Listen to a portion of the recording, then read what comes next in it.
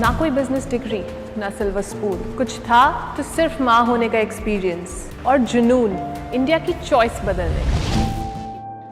Don't skip the ad. Don't skip your chance to reduce hair. एक अच्छा startup build करने के लिए सबसे इंपॉर्टेंट होता है आपका problem statement. Very good, very nice picture.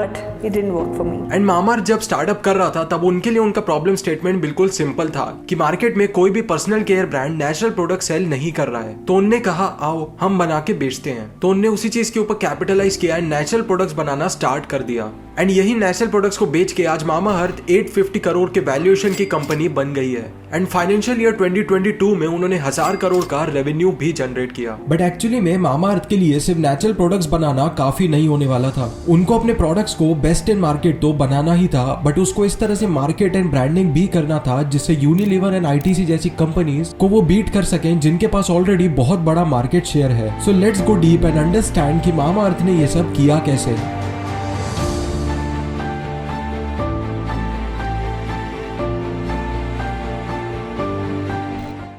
सो ये बात स्टार्ट होती है जब गजल एंड वरुण अलग जो मामाअर्थ के को फाउंडर्स हैं उनको बेबी होता है। एंड वो इस चीज से परेशान थे कि इंडिया में बेबी केयर प्रोडक्ट्स में कोई भी नेचुरल इंग्रेडिएंट से बना हुआ प्रोडक्ट नहीं है एंड सारे प्रोडक्ट्स में कुछ ना कुछ हार्मफुल केमिकल्स हैं रॉ मटेरियल्स में जो उनके एंड बाकी बेबीज की स्किन को हार्म कर सकते हैं। यही नेचुरल प्रोडक्ट्स फॉरेन मार्केट में अवेलेबल थे, बट क्योंकि वहां से खरीदना थोड़ा कॉस्टली था तो उन्होंने ये गैप आइडेंटिफाई करके एक स्टार्टअप किया which was named Mamaearth. Company को स्टार्ट तो उन्होंने बेबी प्रोडक्ट्स बनाने के लिए किया था, बट धीरे धीरे उनका ट्रांजिशन हो गया पर्सनल केयर प्रोडक्ट्स में, जहां अब वो mostly teenagers and millennial audience को सर्व करते हैं। करंट स्टेट में मामाअर्थ का सिर्फ 20% शेयर बेबी प्रोडक्ट सेल करके आता है, बट रेस्ट 80% उनका revenue share personal care product sale करके जनरेट होता है। बट जिस इंडस्ट्री में मामाअर्थ है एंड जब उनने ये क्लेम किया कि वो natural products and chemical free products बनाते हैं, तब उनका भरोसा कौन और क्यों ही करता, क्योंकि तब मामाअर्थ कंपनी का नाम किसी ने सुना ही नहीं था। एंड इसीलिए अगर इतने बड़े बड़े ब्रांड्स को टक्कर देनी थी तो उनके लिए ट्रस्ट बिल्ड करना बहुत इंपॉर्टेंट था।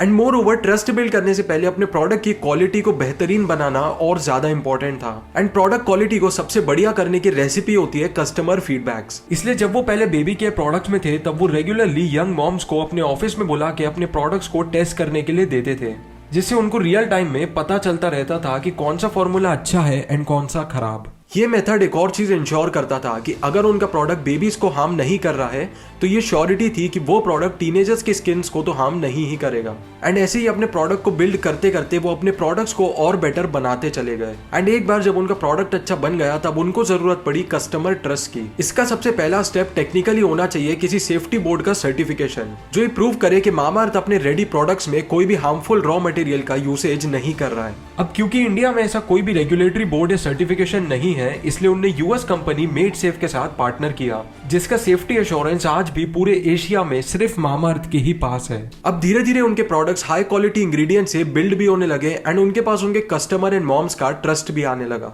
बट सिर्फ ट्रस्ट बिल्ड करके उनका प्रोडक्ट्स खुद से बिकने वाले तो थे नहीं, इसलिए अब उन प्रोडक्ट्स की सही तरह से मार्केटिंग करना भी जरूरी था। एंड मामाअर्थ को अपना प्रोडक्ट इनिशियली सिर्फ 2 टाइप के ऑडियंस को बेचना था। पहली थी यंग मॉम्स जो अपने बेबी के केयर के लिए ये प्रोडक्ट परचेज करती थी, एंड दूसरे थे टीनेजर्स या थोड़े यंग मिलेनियल्स जिनके लिए उन्होंने अपने personal care products like the very famous onion oil etcetera बनाए थे। यहाँ पे एक इंपॉर्टेंट कैच ये है कि मामाअर्थ एक D2C ब्रांड है, मतलब कि वो ऑफलाइन मार्केट में सेलिंग नहीं करते हैं, बट इंस्टेड अपने सारे प्रोडक्ट्स को डिजिटल मार्केट प्लेसेस के थ्रू सेल करते हैं, जैसे कि Amazon, Flipkart, Myntra etcetera and उनकी ऑफिशियल वेबसाइट। अब मामाअर्थ की मार्केटिंग को समझने के लिए हम इसे 2 पार्ट्स में स्प्लिट कर सकते हैं, जहां पे उसका पहला पार्ट है इन्फ्लुएंसर मार्केटिंग एंड उसका सेकंड पार्ट है बाकी सारे digital channels. Let us understand Mamaearth influencer marketing plan first. Influencer marketing के साथ उनका मेन गोल था कि वो यंग ऑडियंस को रीच आउट कर पाएं एंड उनके बीच में ट्रस्ट बिल्ड कर पाएं।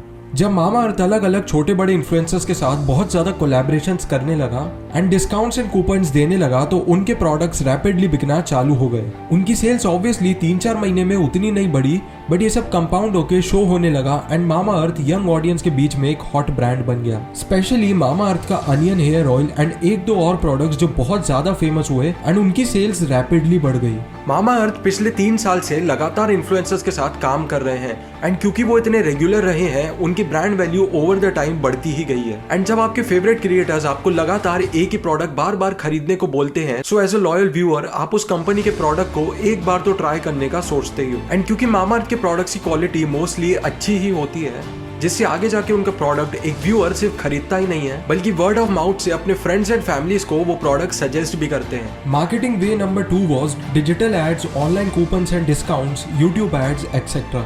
मामा अर्थ ने सारे ऑनलाइन चैनल्स का फुल यूटिलाइजेशन किया था, जहां वो डिजिटल एड्स भी रन कर रहे थे, यूट्यूब एड्स भी, अलग अलग एप्स के ऊपर डिस्काउंट्स एंड ऑफर्स भी दे रहे थे, एंड ई कॉमर्स प्लेटफॉर्म जैसे फ्लिपकार्ट एंड अमेजॉन पे भी अपने फास्ट सेलिंग प्रोडक्ट्स को प्रमोट कर रहे थे। एंड इतनी सारी जगह अपने डिजिटल कैंपेन्स रन करने से मामा अर्थ ने अपना अच्छा खासा एक नाम बना लिया था, जहां वो एक पोटेंशियल कस्टमर को इंस्टाग्राम की एड में भी दिख रहे थे, उनके फेवरेट इन्फ्लुएंसर की वीडियो में भी, एंड फ्लिपकार्ट एंड अमेजॉन पे भी, जिससे कस्टमर्स के बीच में एक फोर्स क्रिएट हुआ to buy a Mamaearth product at least once and try it. And जिन जिन कस्टमर को उनके प्रोडक्ट पसंद आते थे उन लोगों ने वर्ड ऑफ माउथ से भी एक इम्पैक्ट क्रिएट किया था। एंड क्योंकि मामा अर्थ सोशल मीडिया एंड सारे इंटरनेट चैनल्स को डोमिनेट कर रहा था अपनी मार्केटिंग के साथ, उनकी ब्रांड वैल्यू भी इंक्रीज हुई एंड लोग अब ऑर्गेनिकली उनके प्रोडक्ट्स खरीदने भी लगे। इससे उनकी ब्रांड वैल्यू भी इंक्रीज हुई एंड लोग अब ऑर्गेनिकली उनके प्रोडक्ट्स को खरीदने भी लगे। एंड इसी स्ट्रेटेजी से मामा अर्थ ने ना सिर्फ क्वालिटी प्रोडक्ट्स बनाए बट अपने कॉम्पिटिटर्स को बीट करते हुए एक ब्रांड भी बिल्ड किया। बट इतने हाई एंड पे मार्केटिंग करने के लिए उनको कैपिटल की रिक्वायरमेंट होती, जहां मेन रोल आता है फंडिंग का। मामा अर्थ ने अभी तक कंबाइंड राउंड्स में अराउंड $110 मिलियन की फंडिंग रेस की है, एंड वो यूनिकॉर्न स्टार्टअप की लिस्ट में भी है। एंड फंडिंग लेने के लिए भी मामा अर्थ को ये प्रूव करना था कि उनका प्रोडक्ट बाकियों से अलग है एंड अच्छा है, एंड ये भी कि वो ऐसे कॉम्पिटिटिव मार्केट में प्रॉफिट अर्न कर सकते हैं। एंड D2C बिजनेस मॉडल का फायदा ही ये है, जब कंपनीज डायरेक्ट कंज्यूमर्स को सेल करती हैं तो उनके पास एक चांस होता है अपने प्रॉफिट मार्जिन्स को इंक्रीज करने का। एंड बिल्कुल वैसे ही मामा अर्थ के प्रॉफिट मार्जिन्स भी अराउंड 60 to 65% है, जिसमें से 40 to 45% का मार्जिन उनको मार्केटिंग करने में यूटिलाइज हो जाता है, एंड हर प्रोडक्ट पे रिमेनिंग 10 to 15% का उनका ग्रॉस प्रॉफिट बनता है। एज एंड व्हेन मामा अर्थ अपना वर्ड ऑफ माउथ इंक्रीज करते जाएंगे एंड कस्टमर्स को रिटेन करते जाएंगे,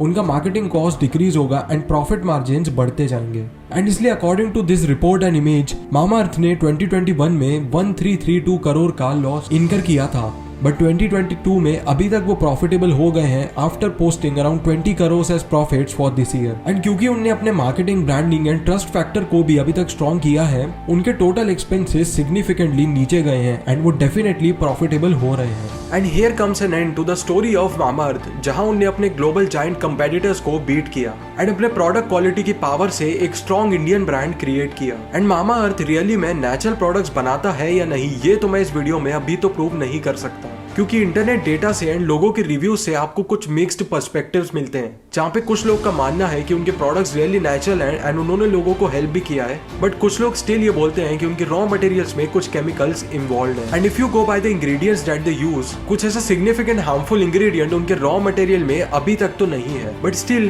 people say that personal care products like shampoo and oil can not be made without using any chemical ingredients. But in my opinion mama earth is still better than many of its competitors जिनके raw material में ही chemicals involve है, because after all it's better to use the product of a company जिसने at least ये step लिया है कि वो अपने प्रोडक्ट्स में नेचुरल इंग्रेडिएंट्स का यूज करेंगे, इंस्टेड ऑफ यूजिंग समथिंग जिसके इंग्रेडिएंट वाले सेक्शन में ही केमिकल सब्सटेंसेस का नाम लिखा हुआ है। And so here we come to an end to the business case study of Mamaearth. I hope you liked this video. If yes, then do click that subscribe button below and also comment your perspective on the things that I've talked about in this video. We'll meet you in the next video very soon in the very next week. So until then, bye bye.